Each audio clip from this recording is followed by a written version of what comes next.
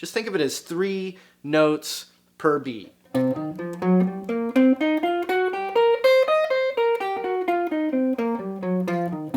So in other words, you use that to extend your lines out. Like if I have a line like this, just some little line that I learned out of a book or I copied it from an album, whatever, I can immediately extend that line by climbing that triplet into the lick and actually descending after the lick too. So if I had a lick very simple like this, just like that, wee, wee, da, da, I could climb into the lick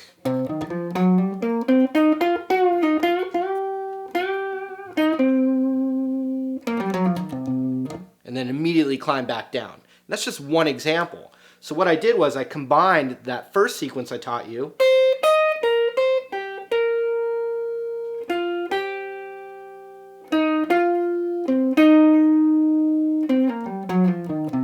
into, something like that. But then I have a really cool lick that I want to show you too. And then I just combine those 3 things together without a game plan. I let it kind of spontaneously come out. And that's what's really great about jam tracks, which I have at my site, and I also have as part of my blues domination package. I also have it comes with my intermediate set as well, all which can be found at guitarjams.com.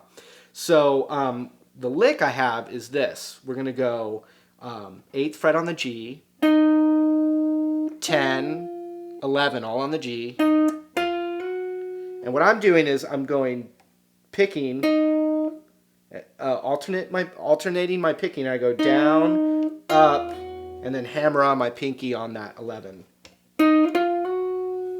Just like that. Then I go to 8 on the B, and I down pick that.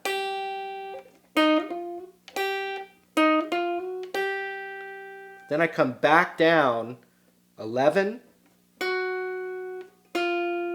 10, 8 to the root. Check it out.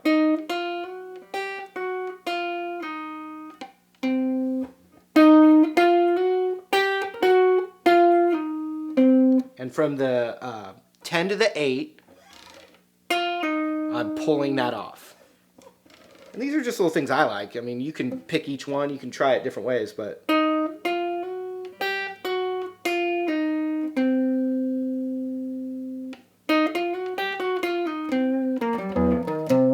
down the scale, up into that lick.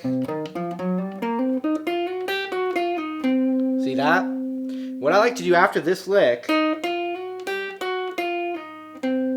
I like to go right from the 10 on the D, right next door, roll my ring finger over to the 10 on the G, back to the 10 on the D, then the 8 on the G, like this. Like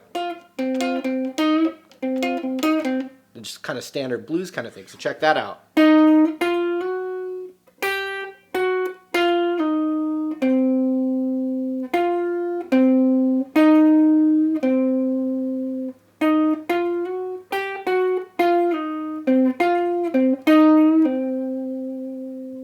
From there, I could, descend that triplet blues scale.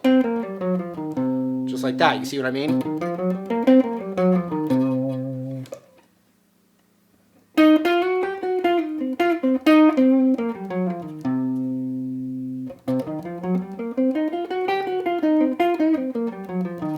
So that time I did the same lick, but it landed in a different part of the groove, so it sounded like a different lick, but it was actually all the exact same fingering within the groove. Then combine that first pattern I taught you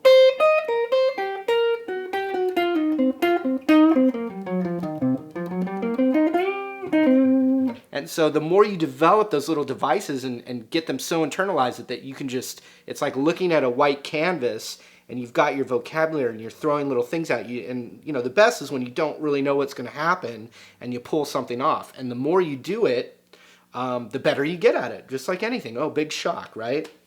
So one thing I used to do is I'd get like a little loop or a jam track, or back in the old school days, record a cassette tape of me playing some kind of progression forever, and then play over it without stopping.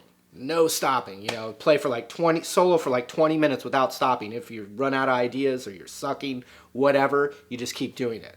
But so those are a few tips. So once again, I used this.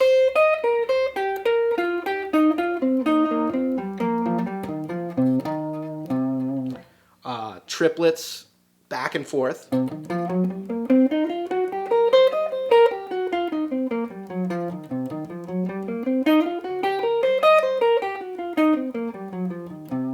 And then one kind of lick idea.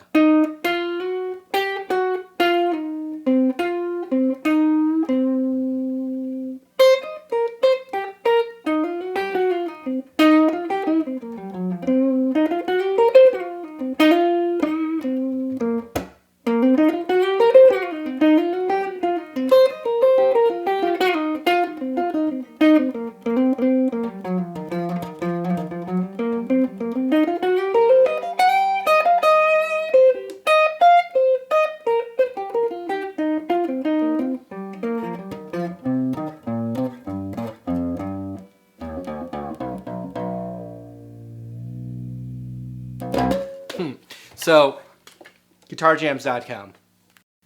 Adios, muchachos, y muchachas, y dudes and dudettes. See ya.